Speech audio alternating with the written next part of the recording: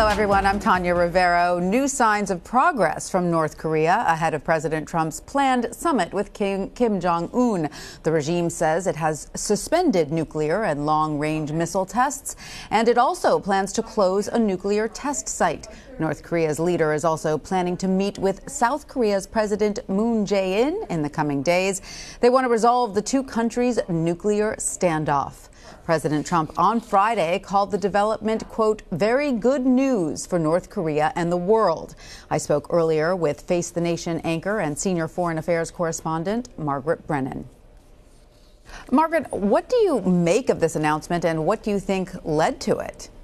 Well, it's not clear yet exactly what the context is. We've been reading through the release from the state-controlled media in North Korea. That's what this information is based on at this point. The White House and State Department have not commented.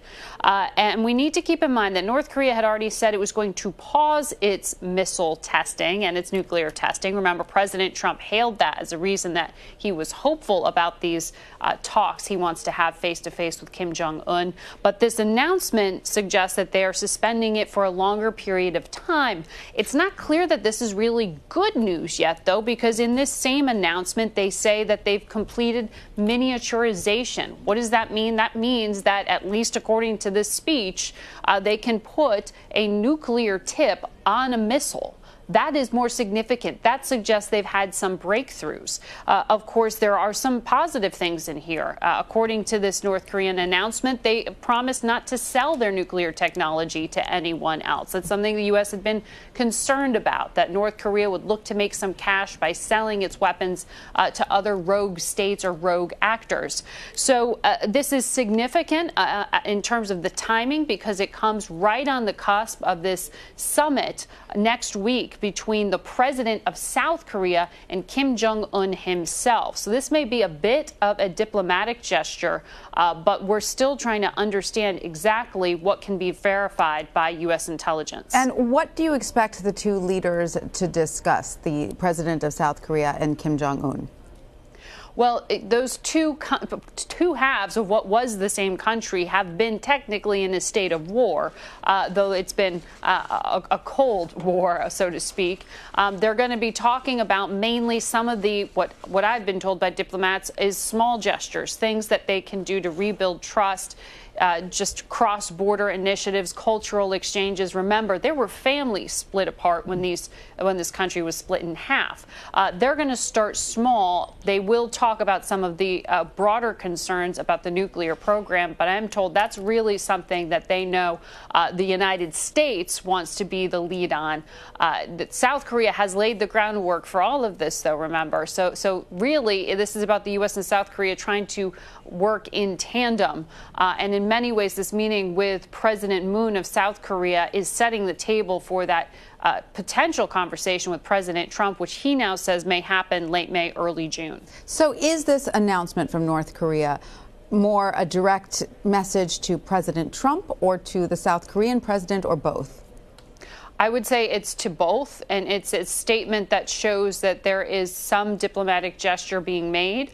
But this is why we need to know what U.S. intelligence can actually verify. Closing down one nuclear plant in the north, like they say, and stopping tests for a while isn't the same thing as breaking apart a developed nuclear program. Remember, unlike Iran, North Korea actually has an arsenal, and in fact, they're claiming it's a functional one.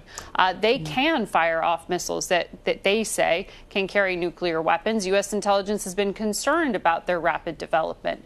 So diplomacy is hopeful, but at the same time, there's a cost to that. There are concerns that if the two sides sit down, that meanwhile, North Korea could be cheating. They could be continuing to use computer models and enriching weapons-grade material, things that are harder for the U.S. to verify that they're abiding by the rules on. So they have to agree to allow in teams of scientists to have their facilities searched, basically.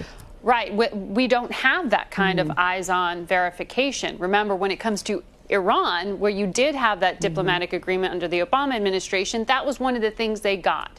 They got the ability of inspectors to go on the ground, international inspectors, and verify. But remember, Iran wasn't nearly as far along as North Korea is.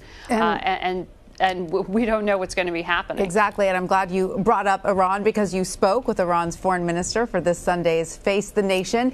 He said the country may resume its nuclear program. So what are the short and long-term consequences of Iran resuming its nuclear activities?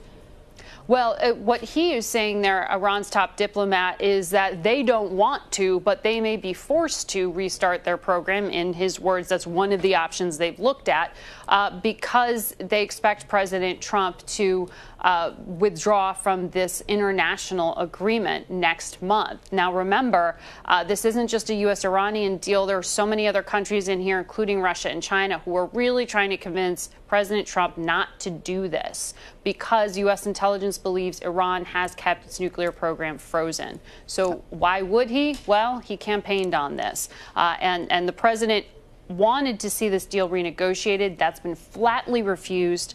And U.S. allies are flying here next week. You've got the president of France coming, the leader of Germany coming to say, look, don't blow up this agreement. We can handle your concerns separately. We can come up with a separate deal that can allow you to say you fixed it, you saved face, don't blow up this agreement.